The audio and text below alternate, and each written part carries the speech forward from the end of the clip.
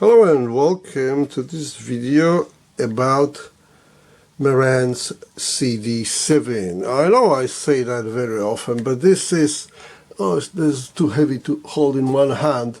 This is the most Byzantine build I have ever had here in my workshop, and I'm not talking that it has, you know, 2 double crowns in it and, you know, 6 HDAMs and not only, you know, inputs on XLRs which are not done on transformers, I mean outputs, but it also has inputs and, you know, locking screws and stuff like that.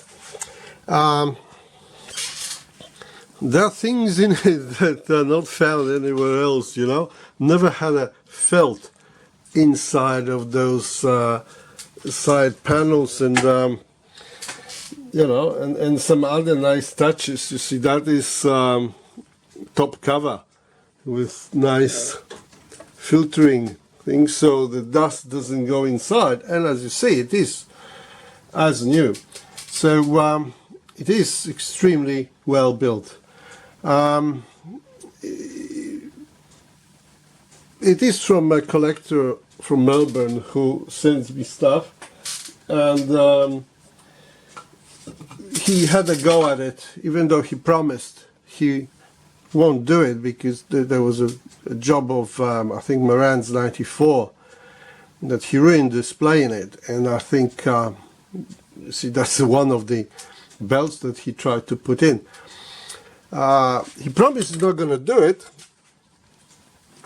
And I think he killed the laser. And laser in this is a VAL 1252, which is CD Pro, and it's very expensive.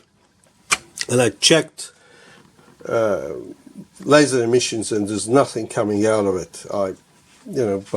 Normally those players, when they have they need a service, they need new belts. You can still manually put in CD, and they will read it. This one hasn't, and I measured, there was nothing there.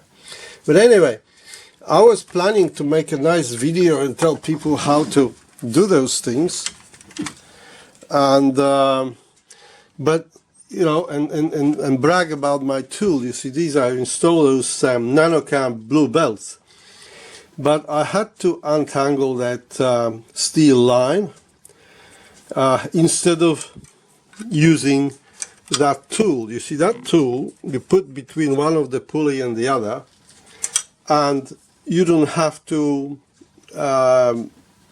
take it off and then thread it again, and that's because to remove one of the belts you have to take off that pulley, and then it normally all comes apart, and it's a big problem. So they've sort of developed this tool, but I didn't get to use it because it was so dirty that if I was, you know, have a look at those. These are the remaining 2 pulleys, and if I was gonna use a brush and try to clean up on there, the whole player, oh, lost focus. The whole player would have been filthy. So I had to take it off manually. Things don't always happen the way we want them. But yeah, it's an excellent build unit. You know, best ever. I've never seen some. I mean, have a look at the legs. These are the legs. They like work, I don't know, half a kilo each. And even if you look at the screws,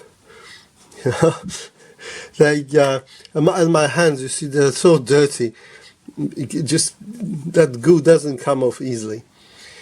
I found that the best way to clean it off is isopropyl alcohol, cotton buds and tissues, and I have like a lot of that belt in bits, you know. But that's what it is. It took me like 4 hours to get to this stage, mainly because the whole player has to come apart, and that is because to get the left side off, there was like one screw. You see that screw there on the right hand side?